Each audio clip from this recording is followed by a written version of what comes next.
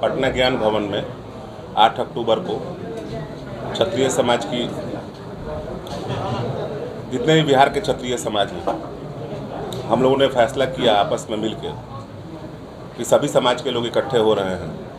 जो क्षत्रिय समाज भी वहाँ इकट्ठा होंगे हम लोग, और कुछ सरकार से हमारी मांगे हैं। हम लोग वहाँ पर काफ़ी संख्या में इकट्ठा हो रहे हैं और सारण से बहुत सारे नौजवान साथी हैं जो आप लोग के जरिए मैं मैसेज देना चाहूँगा कि जिनको अगर सूचना नहीं मिली है, हो सके कि मैं सबको सूचना नहीं दे सकता हूँ, तो आप सुधीर सिंह कोई पद के लिए नहीं जा रहे हैं, सुधीर सिंह आपके लिए जा रहे हैं कि आप लोगों से निहोरा है जितनी सी जनसंख्या में सरकार के कलम से अगर हम लोग 3.45 हैं, तो इसकी मतलब कि हम लोग 50 लाख हैं।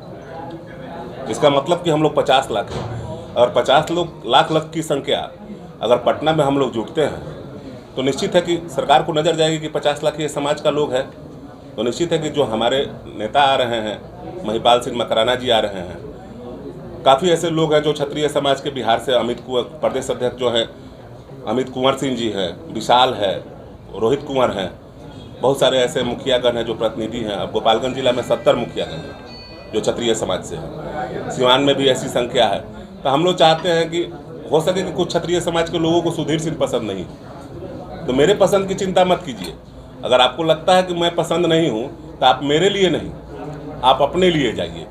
आपको लगता है कि हाँ मुझे वहाँ जाना चाहिए तो वहाँ ज़रूर जाना चाहिए, क्योंकि हमारे पूर्वज जो थे वो कुछ बलिदान और त्याग और समर्पण उनका था, तो आज उनकी बात हम करते हैं। तो आने वाले दिनों के लिए हम लोग अपने जनरेशन के लिए क्या करेंगे, आज सोचने का समय है। और क्षत्रिय समाज शुरू से ही बलिदानी और त्यागी है और त्याग रहा है।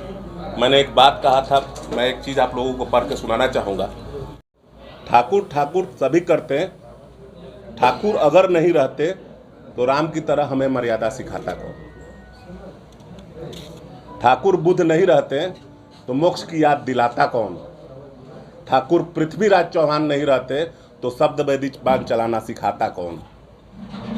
ठाकुर महाराणा प्रताप नहीं रहते तो घास की रोटी खाता कौन।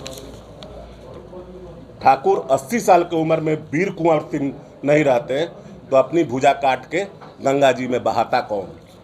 ठाकुर बीपी सिंह नहीं रहते तो आरक्षण दिलाता कौन, विधानसभा में, संसद में आपको पहुंचाता कौन। के लिए नहीं लड़ रहे हैं, आपके लिए कौन लड़ रहा है उसके लिए आप लोग लड़ो।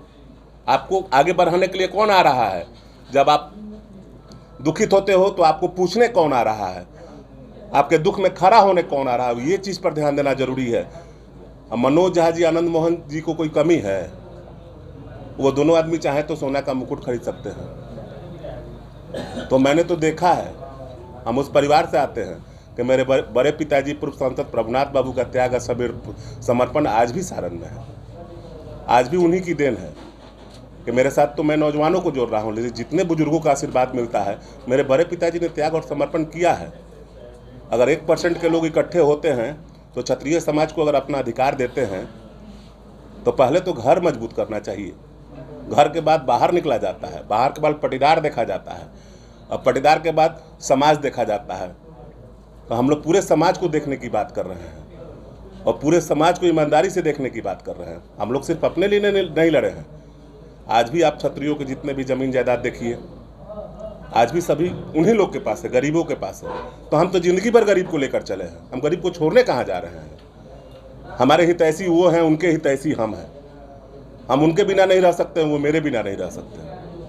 तो कुछ चंद लोग मैंने कहा कि जो अपने स्वार्थ के लिए, तो मैं बस उन बड़े नेताओं को यही मैसेज देना चाहूँगा कि कृपया आप समाज को ना बांटें, और मैं नौजवानों से बस हाथ जोड़ के निहोरा करूँगा कि उनके चक्कर में ना पड़े।